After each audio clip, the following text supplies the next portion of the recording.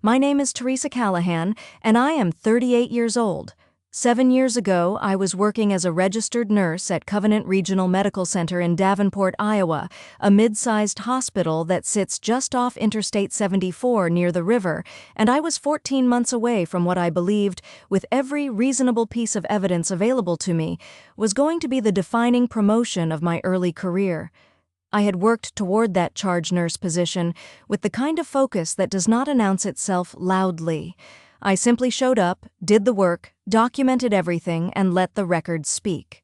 What I did not know at the time, and would not discover for almost 8 months, was that someone I had trusted, someone I had personally mentored, was quietly disassembling that record from the inside, one fraudulent incident report at a time. I want to tell you this story carefully because it deserves to be told carefully.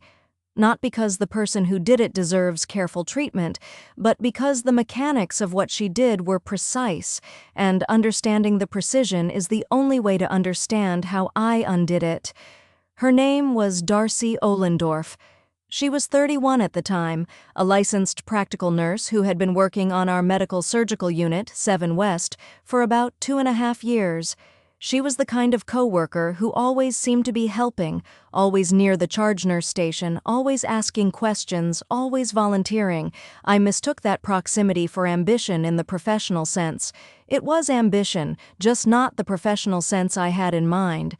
7 West was a busy unit, 42 beds, a staff that rotated across 3 shifts, and a patient population that included post-surgical recovery, respiratory illness, and a fair amount of what we called complex social presentations, which is the clinical way of saying patients with limited support systems, complicated home situations, and needs that went well beyond the physical.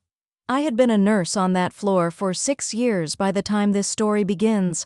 I knew the attending physicians by name and by temperament. I knew which night shift techs were reliable and which ones needed a nudge. I knew the documentation system, Meditech 6.1, the way a pianist knows her instrument. That knowledge was not incidental to what Darcy did to me. It was exactly what she was trying to take. The charge nurse position had been posted internally in early March 2017. The posting listed a preferred timeline for selection, with interviews beginning in May and a decision expected by late June. The existing charge nurse, a woman named Sylvia Brandt, who had held the role for 9 years, had announced her retirement effective July 1st. Sylvia had mentored me for 3 of those years. She had told me, on more than one occasion, that she intended to advocate for me with the nursing director, a man named Gerald Pletz, who would make the final call. I was not the only candidate. There were 2 others, both competent nurses, neither of whom had Sylvia's endorsement or my seniority on the unit. I felt, for the first time in my working life, that things were aligning the way they were supposed to. The incident report system at Covenant Regional was called SafeWatch. Every nurse had a unique login. Reports could be filed about medication errors, patient falls, equipment failures, communication failures, and a category called Care Protocol Deviation, which covered situations where a nurse allegedly failed to follow established procedures. Incident reports were not disciplinary records on their own, but they fed into a quarterly performance summary that was reviewed during evaluation cycles. I had filed maybe 11 reports in 6 years, all of them accurate, all of them about systemic issues rather than individual errors. My own record in SafeWatch showed 0 incident reports filed against me in those 6 years. That number was important. That number was what Darcy was targeting. Before we go any further, I want to pause and ask you something. If this story is resonating with you, if you have ever worked somewhere that felt safe until it suddenly did not, please take a moment to like this video and subscribe to the channel. Drop your location and the time in the comments. I genuinely want to know where you are right now, sitting with this story. And if something like this has ever happened to you, I want to hear about it. Now let me tell you how I found out. It was a Tuesday in November 2017, and I was in the break room on 7 West just after 7 in the morning, before my shift officially began. The room smelled like burnt coffee and the particular floral cleaning product the housekeeping staff used on the linoleum. The overhead light was the flat fluorescent kind that makes everyone look slightly unwell. I was eating a granola bar, the peanut butter kind from the vending machine, and I was reviewing my phone. Gerald Ploutz had sent me an email the previous evening asking me to come see him before my shift. He had not said why. Sylvia was supposed to have her final day in 3 weeks, and I had assumed the email was about the transition timeline. Gerald's office was on the administrative corridor on the second floor, around the corner from the nursing operations suite. The office always smelled faintly of the same spearmint gum he chewed constantly.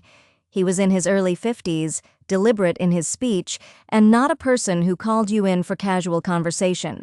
When I arrived, he was already seated, and there were 2 printed documents face down on his desk.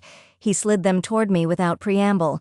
He said that before any further conversations about the charge nurse position, he needed to discuss some things that had come to his attention during the routine pre-promotion records review. I looked at the documents. They were incident report summaries, both from SafeWatch, both showing my employee ID number as the reporting party, and both describing incidents that I had absolutely no memory of filing. The first was dated August 14, 2017. It described a care protocol deviation on a patient in bed 7 of room 724, stating that the nurse assigned to that room, which was listed as me, had failed to complete a scheduled wound assessment and had not documented the omission. The second was dated October 2, 2017. It described a medication verification failure, stating that I had administered a dose of metoprolol without completing the 2 nurse verification required for that patient's specific care plan. Both reports were filed under my login credentials. Both described situations I was allegedly responsible for. Neither one had happened. I sat in that chair and I read those 2 documents with the kind of stillness that comes not from calm, but from the mind going very, very cold. Gerald was watching me. He said there were others. He said that in total, the pre-promotion records review had surfaced 7 incident reports filed under my employee ID over the preceding 8 months. 7 reports, in a record that had previously shown 0 in 6 years. He said he was not making any decisions yet, but that he needed me to respond formally to the reports before the evaluation could proceed. He also mentioned, gently but clearly, that the 2 other candidates did not have similar issues in their records. 7 incident reports in 8 months. That is what someone had decided my 6 years of clean work was worth. That is how quickly a record built with patience and precision can be erased when someone has your login and your schedule and enough time unsupervised at a workstation. I did not cry in Gerald's office. I want to be clear about that, not because crying would have been wrong, but because it is important to the story that I did not. I thanked him for telling me before making a decision. I asked for copies of all 7 reports, and I told him I would respond in writing within 48 hours. He seemed slightly surprised by that last part. I think he expected me to dispute them verbally right there in his office, but verbal dispute was not what I had in mind. I left his office at 7:22 in the morning, tucked the printed pages into my tote bag, and walked back up to 7 West to start my shift. That shift was 10 hours long. I took care of my patients. I administered medications, completed assessments, documented everything with the same specificity I always used, responded to call lights, coordinated with the attending physicians, and at no point did I discuss what I had just learned with anyone on the floor. I had a rule about professional catastrophes that I had developed over years of nursing. You do not process them in the building where they happened. You do your job. You go home. Then you think. I got home at 6:15 that evening to my apartment on the 3rd floor of a building on Brady Street, a narrow place with south-facing windows that caught the late light in a specific amber way I had always loved. I sat at my kitchen table with the 7 printed incident reports in front of me and a legal pad to my right. I had stopped at the grocery store on the way home, more out of routine than hunger, and there was a bag of food on the counter that I did not open for another 2 hours. I read each report carefully, 3 times each. I was looking for patterns. The first thing I noticed was the language. All 7 reports were written in a style that was almost, but not quite, consistent with how I write clinical documentation. The vocabulary was close, the sentence structure was similar, but there were specific phrasing choices, word combinations that someone had apparently pulled from my documented notes and reassembled into these reports, and 2 or 3 places in each report where the syntax shifted in a way that felt like a different person writing, like someone doing an impression of a voice they had studied but did not fully inhabit. The second thing I noticed was the timing. All 7 reports had been filed between 7 and 7:40 in the morning, during the period when day shift was receiving handoff from night shift. That window was a specific kind of controlled chaos on 7 West. The outgoing night nurses were tired and focused on transferring information. The incoming day nurses were getting up to speed. The charge nurse was fielding questions from both directions. The workstations at the nursing station were frequently unoccupied for several minutes at a time during that window. And critically, the night shift ended at 7, which meant that anyone coming in for a day shift could arrive on the floor before their shift technically began, sit down at a workstation during that transitional window, and have several minutes of relative privacy. I pulled out my own schedule, which I kept in a paper planner, an old habit. I cross-referenced the dates of all 7 reports with my own shift calendar. On 5 of the 7 dates, I had been scheduled to start at 7 but had a documented pattern of arriving at 6:50 or earlier, which meant I was usually at the nurse's station during handoff, not away from it. On the other 2 dates, I had been scheduled for a later start at 10. Those 2 dates corresponded to the 2 most serious reports, the ones Gerald had shown me first. I sat with that for a long time. On the days I arrived early, the reports were still filed, which meant someone was willing to risk being seen accessing my credentials even when I might be nearby. But the most damaging reports had been filed on mornings when whoever was doing this could be more confident I was not yet in the building. That told me something. That told me this person was not acting impulsively. This person was watching my schedule and making calculations. Access to the schedule was not limited. Any nurse on 7 West could see the unit schedule posted in the break room and in the scheduling system. But I kept thinking about who would have the motive to do this, and I kept circling back to the same answer: the promotion. The charge nurse promotion review was the only event with a specific deadline that would make the timing of these reports, clustered in the 8 months preceding the evaluation window, make sense as a strategy rather than a series of coincidences. I wrote 3 names on the legal pad, then I crossed out 2 of them. One of the other candidates for the charge nurse position was a nurse named Terrence Wachowski, who had been on 7 West for 4 years. And was, by every metric I had observed, a genuinely decent person who wanted the job for the right reasons.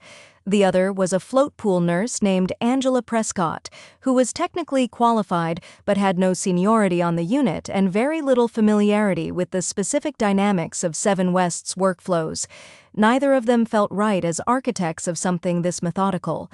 And then there was Darcy Ohlendorf, who was not a candidate for the charge nurse position herself, being an LPN and therefore not eligible, but who had been, for the past several months, spending a notable amount of time near the charge nurse station and near a particular senior nurse whom I had not yet named, but was beginning to think about very carefully.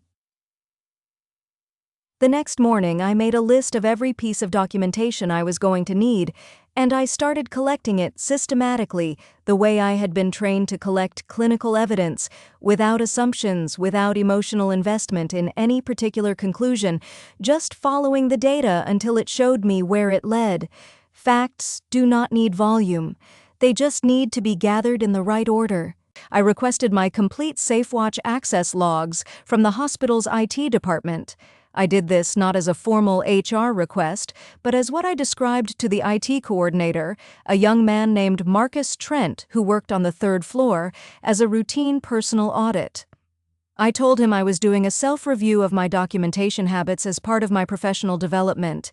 He did not question this. He emailed me a spreadsheet within 24 hours.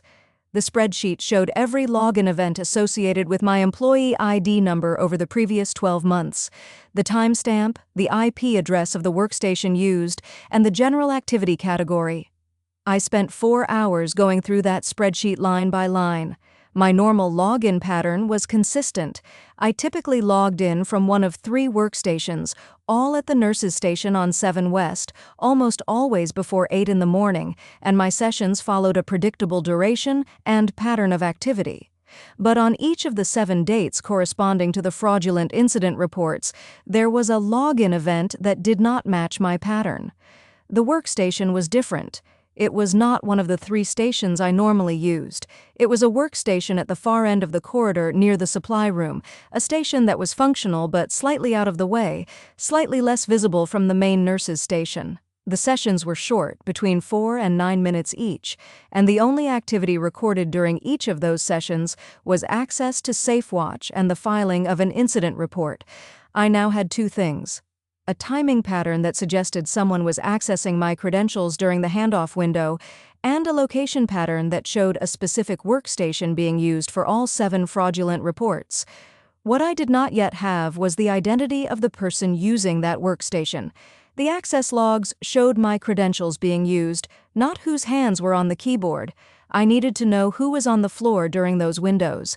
I requested the swipe card entry logs for the door to 7 West for each of the 7 relevant dates. Badge access records are maintained by hospital security and are available to nursing staff for unit-related audits, which was the framing I used when I made the request. The security coordinator, a woman named Deborah Ferris, who had worked at Covenant for over 20 years, gave me the data without hesitation. She was efficient and incurious, and I was grateful for both qualities. I laid the badge access records alongside the SafeWatch login timestamps. On each of the 7 dates, there were multiple staff members who had badged in before the fraudulent login event. But there was one name that appeared in the access log within 12 minutes of the fraudulent login on 6 of the 7 dates, and within 7 minutes on 4 of those dates. That name was Darcy Ohlendorf. That is not proof. I knew that. Correlation is not causation, and I was not going to make any accusations on the basis of timing alone. But I now had a hypothesis that was supported by 2 independent data sets, and I had a direction. I needed one more thing.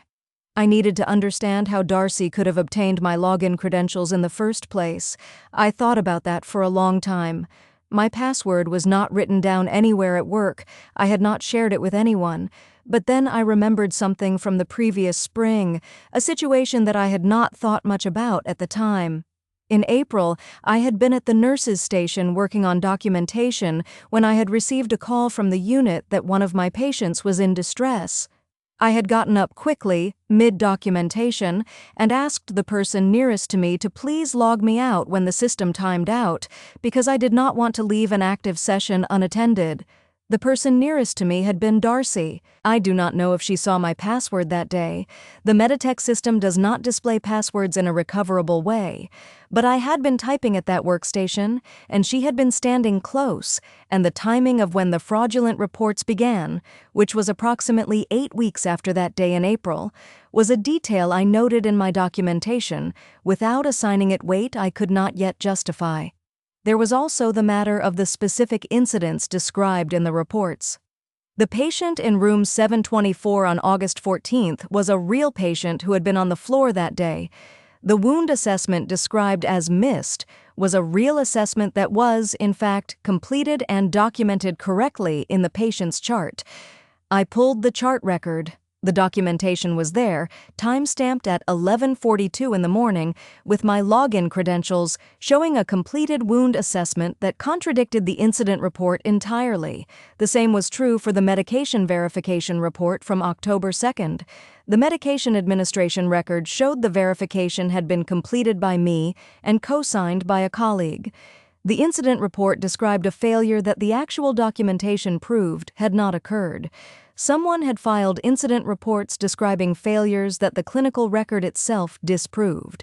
That is not just falsification. That is a particular kind of calculated arrogance, the assumption that no one would look closely enough to compare the incident report against the underlying chart. I spent the next 3 weeks building what I started privately calling the file. I printed every relevant document, the 7 incident reports, the SafeWatch access logs, the badge entry records, the clinical documentation that directly contradicted each report, and the scheduling records showing my pattern of arrival times. I organized it chronologically and by category. I created a summary document, 5 pages, single-spaced, that walked through each fraudulent report, identified the corresponding contradictory clinical evidence, and laid out the timeline of access events alongside the badge records. I did not name Darcy in the summary. I presented the data and let the data form the shape. I had $46 in my checking account the day I finished the file. I say that not because it is directly relevant, but because I remember the specific texture of those weeks, the feeling of doing something this important on the edges of exhaustion, before and after shifts, at the kitchen table under that amber light, with very little margin in any direction. The precariousness of my financial situation at that time was one more reason the promotion mattered. One more reason what Darcy had done was not just a professional injury, but a personal one. I requested a formal meeting with Gerald Plotz on a Wednesday morning in early December 2017. I asked his assistant to block 90 minutes. His assistant, a woman named Patrice, seemed surprised by the 90-minute request. I told her it was necessary. She put it on the calendar for December 8th at 8:30 in the morning. I arrived at Gerald's office that morning with a printed copy of the file in a plain manila folder and a USB drive containing all the source documents as PDFs. The hallway outside his office smelled like someone had just made fresh coffee in the nursing operations suite nearby. I could hear voices behind the closed door, 2 of them, and after a moment I recognized the second voice as belonging to Diane Novak, Covenant's Director of Human Resources. I had not been told Diane would be present. I sat down in the chair outside Gerald's door and I adjusted my thinking accordingly. When I went in, Gerald introduced Diane as present in her official capacity, which told me he had escalated this before our meeting. He said that in the interest of thoroughness, he had asked her to be part of any conversation about the incident reports. He looked slightly uncomfortable.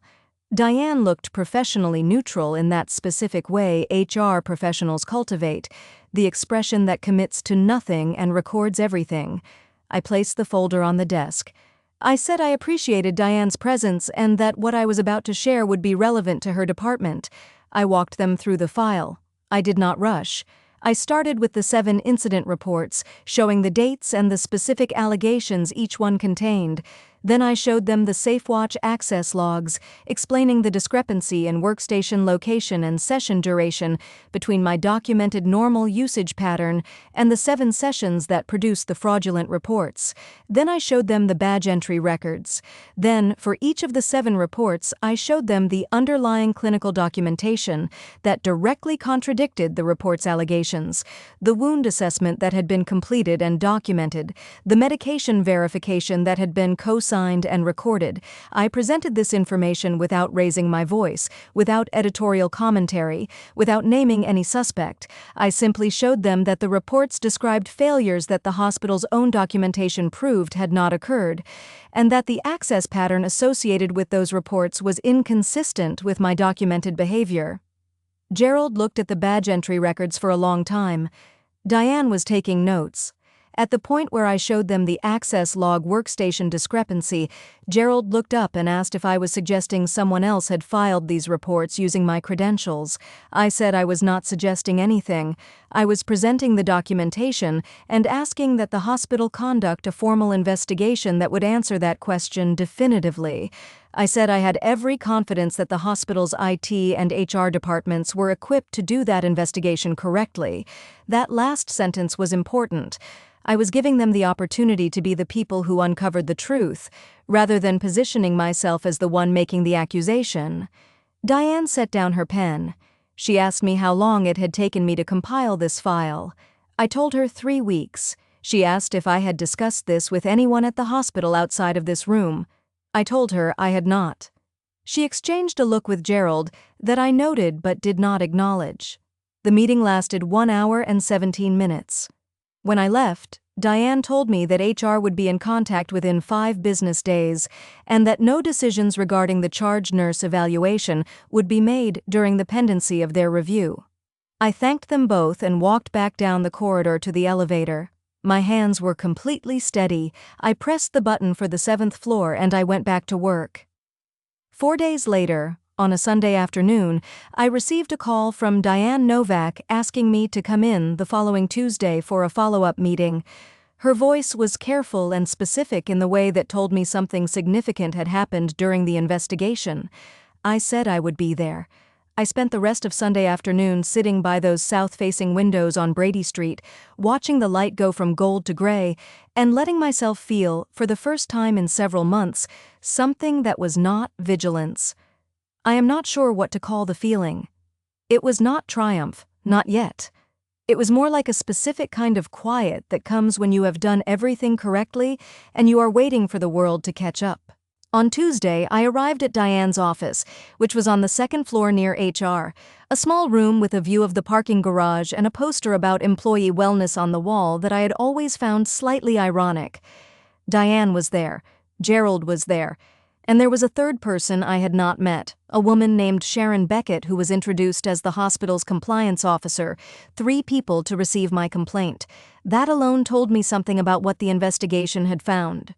Sharon Beckett spoke first. She said that the IT security team had conducted a full forensic review of the SafeWatch access events identified in my file. They had cross-referenced the session data with keystroke pattern analysis and had examined the terminal session logs from the workstation near the supply room. She said that the investigation had produced evidence consistent with unauthorized use of my credentials by another employee. She did not name the employee. She said that the hospital was taking immediate action, which she was not in a position to describe in detail, but that the matter was being handled under the hospital's code of conduct policy. Gerald spoke next. He said that in light of the investigation findings, all 7 incident reports in question were being flagged for administrative review and removed from my performance record pending formal resolution. He said this was being done with immediate effect. He also said that the pre-promotion evaluation process would be restarted using my corrected record. I asked one question. I asked whether the investigation findings would be documented in a way that was accessible to me for my own records. Sharon said that I would receive a formal letter within 10 business days confirming the outcome of the investigation and the corrective actions taken regarding my record. That letter was what I needed. Not vindication in the room, which is ephemeral, but a documented institutional correction, which is permanent. I received the letter 14 days later. It was 3 pages long on Covenant Regional letterhead, and it stated in clear language that the 7 incident reports had been determined to have been filed by an unauthorized party using my employee credentials, that no fault had been attributed to me for any of the incidents described, and that my SafeWatch record had been corrected to reflect no incident reports of any kind. The letter was signed by Diane Novak, Sharon Beckett, and the hospital's chief nursing officer, a woman named Dr. Pauline Okafor, whose signature I had never seen on a document directed to me before that day. 3 pages, signed by 3 senior institutional officers, confirming that every single thing that had been done to my record was false and that my record was now clean. That is what 6 years of meticulous documentation is worth. That is what someone tried to take from me in 8 months. And that is what a file built on facts, not anger, not accusation, but facts, can give back. I was officially offered the charge nurse position on January 19, 2018.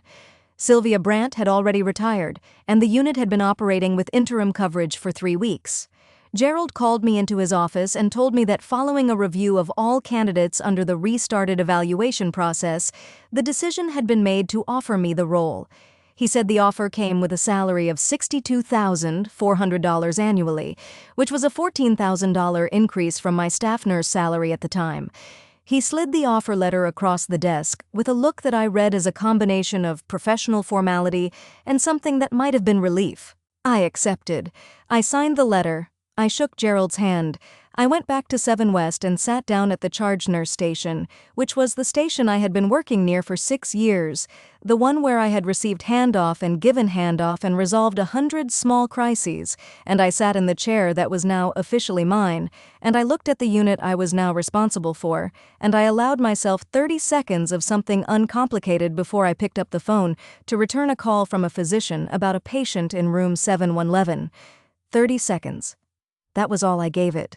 Because the work was still there, and the work was still what I was there to do. Darcy Ohlendorf was terminated from Covenant Regional Medical Center in mid-January 2018, approximately 2 weeks before I was offered the charge nurse position.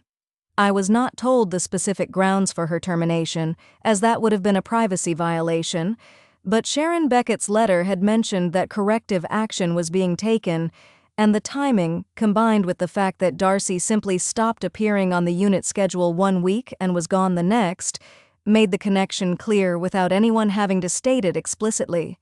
I did not feel satisfaction at her termination in the way I might have expected to. What I felt was something closer to proportionality. What she did was serious. The consequence was serious. That matched. I did hear, through the specific informal intelligence network that operates in every nursing unit, that Darcy had initially denied the allegations when HR confronted her.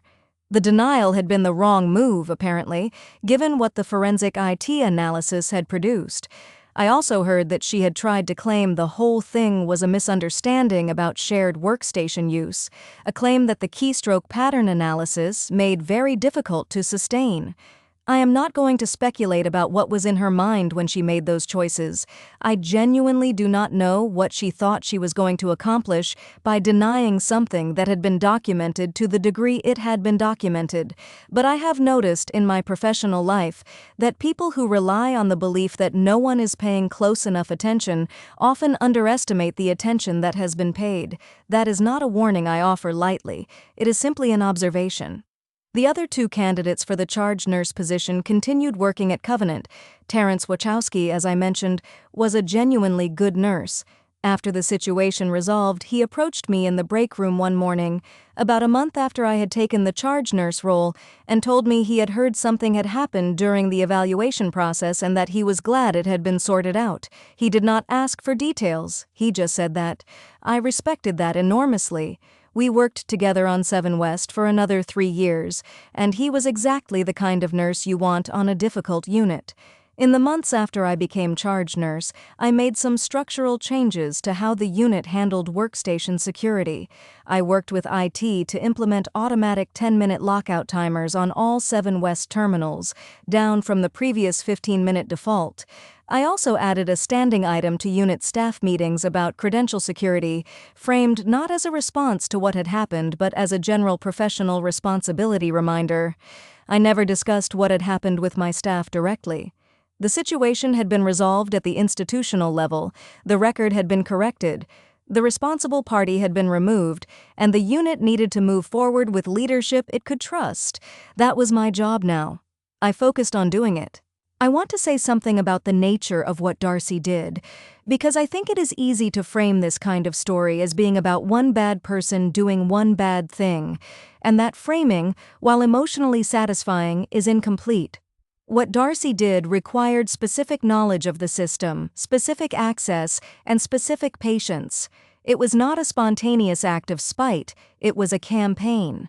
And it was a campaign that nearly worked, that came within a routine pre-promotion records review of working, because the system was not designed to detect it. The SafeWatch logs did not generate alerts for unusual access patterns. The badge entry records were not routinely cross-referenced with system login events. The clinical documentation that contradicted the reports was in the medical records system, which was separate from SafeWatch, and no one had a process for comparing incident reports against underlying charts unless there was a formal investigation. Darcy knew all of that. She worked in that environment the same as I did. She understood the gaps. What she did not account for was that I also understood the environment, perhaps better than she did, and that I was the kind of person who, when presented with a problem, reaches for documentation before I reach for anything else. I promoted to charge nurse. I was charge nurse of 7 West for 4 years. In 2022, I was promoted again to nursing supervisor for the second and third floors, a position I still hold. My record at Covenant Regional shows no incident reports of any kind, an unbroken line of clean documentation going back to the day I started. The letter from Sharon Beckett and Diane Novak and Dr. Pauline Okafor lives in a file folder in my apartment, in a drawer in the same kitchen table where I built the case that earned it. I keep it because I believe in keeping things.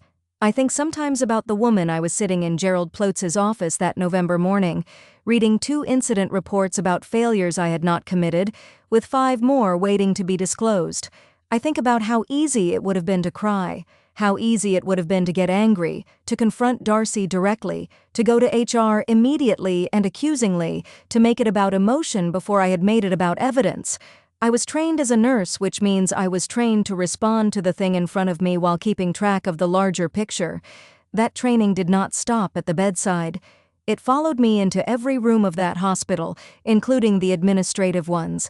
The promotion was always mine. She just tried to hide it for a while, and everything that is yours, that you have actually earned, can be hidden but not destroyed, as long as you are willing to do the work of finding it. If you have made it to the end of this story, I want to ask you something directly. Have you ever been in a situation where someone was quietly working against you in a way that was invisible until it was almost too late? Have you ever been in a professional environment where your record, your reputation, or your name was used as a tool by someone who understood that you trusted them? I want to hear about it in the comments. Not because shared grievance is the point, but because I think there are far more women in that position than we ever talk about, and naming the experience, describing it precisely, is itself a kind of refusal to let it be invisible. Thank you for being here today. This story took something out of me to tell in full, and I am glad I told it completely. The next story I am going to share with you involves a different kind of professional betrayal, one that took place not over months but over years, in a situation where the person responsible was not a coworker but a supervisor, and where the resolution came in a way that I did not expect and still think about with a particular kind of wonder. I hope you will be here for it. Take care of your documentation, take care of your records, and take care of yourself.